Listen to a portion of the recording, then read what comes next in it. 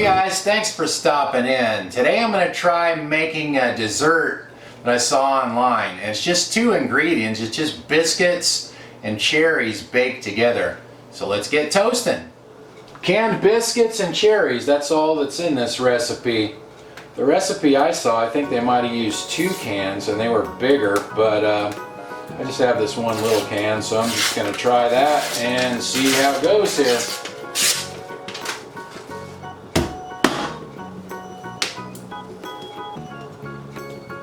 Alright, now they cut their biscuits up into quarters.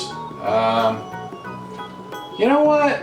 I think these are pretty small. The ones I saw in the recipe were bigger.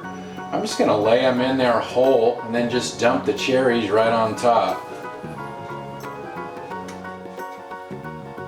You know, I'm not so sure those biscuits are going to cook that well if I put the cherries on top of them. So I think what I'll do is pre-cook them and then put the cherries on after. I set my oven to bake at 400 degrees Fahrenheit, and I'm going to get these in there and let them cook for a little bit. And then when they look pretty well cooked, I'll pull them out and we'll put the cherries on top.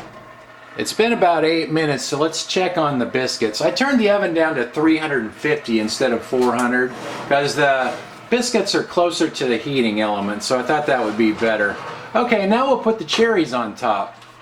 Now I'll put the cherries on top. I wasn't very confident that the biscuits would cook very well the other way. Now I'll just put that back in there and let the cherries warm up a little bit. And then we'll try it out. Alright, let's check on this. That looks good. Let's get it out and try it out. It looks pretty good.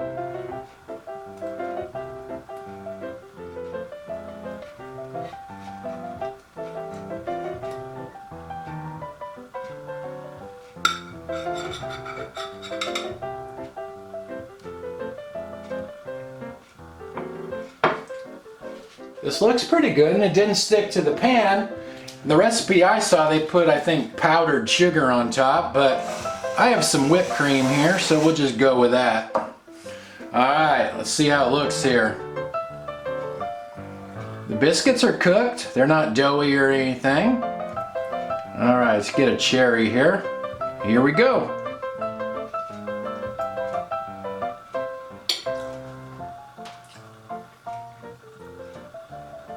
That's actually really good.